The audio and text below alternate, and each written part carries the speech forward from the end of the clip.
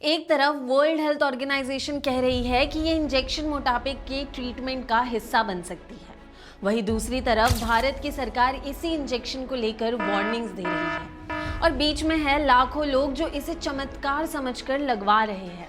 आपने भी शायद इंस्टाग्राम पर देखा होगा, कोई सेलिब्रिटी, कोई इन्फ्लुएंसर अचानक महीनों में स्लिम फिट यानी पतला हो जाता है, वो भी बिना किसी डाइट के, बिना घंटों जिम में पसीना बहाए।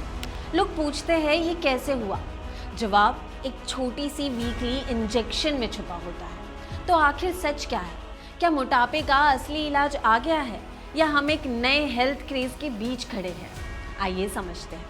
नमस्कार, मैं हूं तमन्ना सिंह और आप देख रहे हैं मनी मंच। आज हम बात कर रहे हैं ओबेसिटी की, यानी मोटापे की।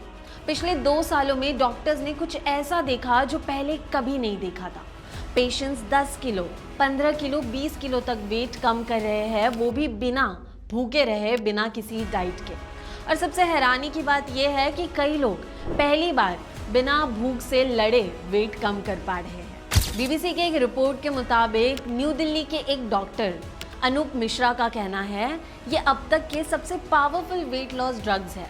ऐसे कई ड्रग्स आए और गए हैं, लेकिन इनके जैसा कुछ नहीं। मार्केट रिसर्च फर्म फार्मरएक के मुताबिक इंडिया में GLP-1, जो कि वेट लॉस की दवाई है, ड्रग है, उसकी बिक्री सिर्फ 1 साल में तेजी से बढ़ी है।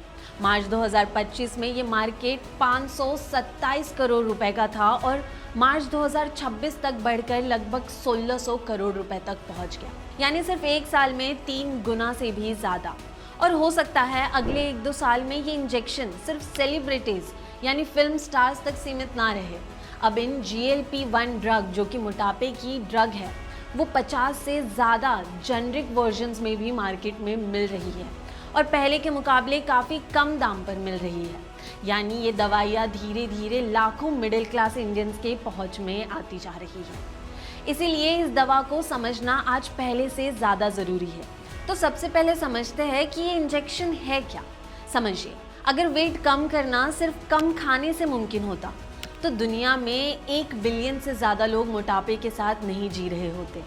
असल प्रॉब्लम ये है कि जब बॉडी वेट कम करती है तो वो खुद ज़्यादा भूख लगवाना शुरू कर देती है। बॉडी बार बार अपने पुराने वेट पर लौटने की कोशिश करती है और इसी सिस्टम पर ये दवा काम करती है। हमारी बॉडी में एक नेचुरल हार्मोन होता है जो ब्रेन को सिग्नल देता है कि पेट भर गया है।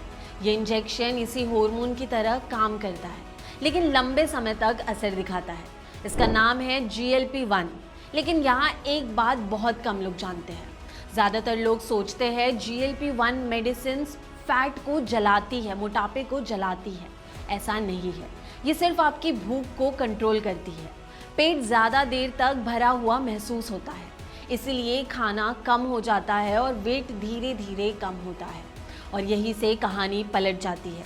लोग सोच रहे हैं ये एक नया वेट लॉस इन्वेंशन है।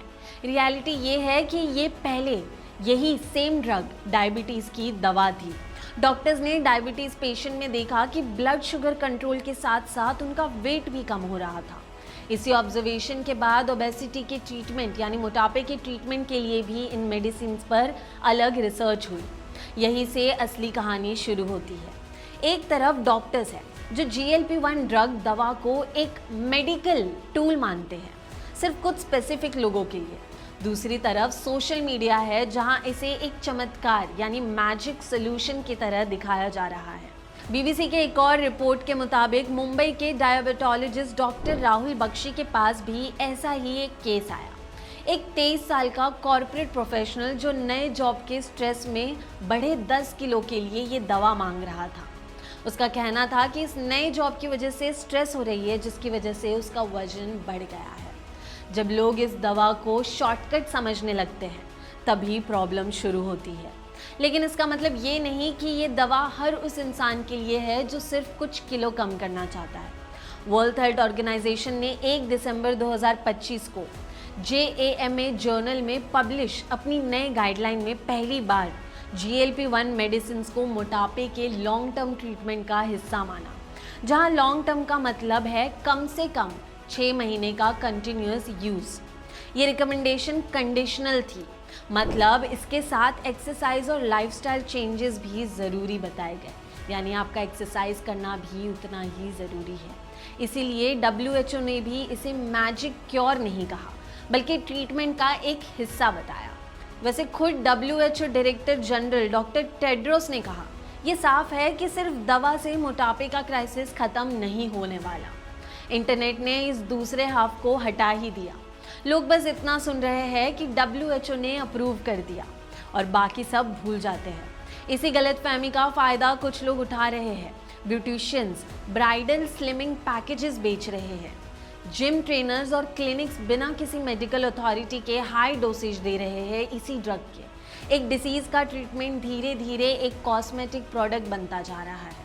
और जब इस ड्रग का मिसयूज़ बढ़ने लगा, ब्यूटी क्लिनिक्स, जिम ट्रेनर्स और ऑनलाइन फार्मेसीज़ के जरिए, तब भारत की सरकार भी इस कहानी में उतर आई। भारत में नियम बिल्कुल साफ है।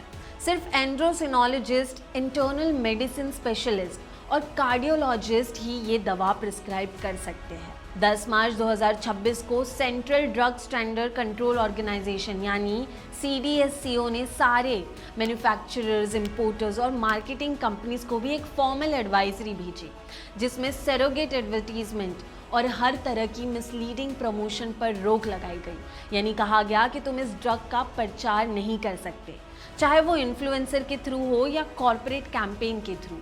न्यूज़ रिपोर्ट के मुताबिक इसके बाद देश भर में weight loss clinics, online pharmacies और होलसेलर्स पर इंस्पेक्शन बढ़ाए गए और रूल तोड़ने वालों को नोटिस दिया गया। जो लोग ऐसा करते हुए पकड़े जाएंगे, उनका लाइसेंस कैंसिल हो सकता है। अब आते हैं सबसे प्रैक्टिकल सवाल पर, क्या हर ओवरवेट इंसान ये दवा ले सकता है? जवाब है नहीं। डॉक्टर्स कहते हैं कि ये दवा हर किसी के लिए नहीं है। ये उन लोगों के लिए है जिनको मेडिकली ओबेसिटी यानी मोटापा है, या ओबेसिटी के साथ डायबिटीज़, फैटी लिवर या हार्ट डिसीज जैसे रिस्क भी है। सिर्फ शादियों के लिए कुछ किलो कम करना या बीच वेकेशन के लिए स्लिम दिखना इस दवा का पर्पस नहीं है। अब एक और चीज़ है जो बहुत कम लोग जानते हैं।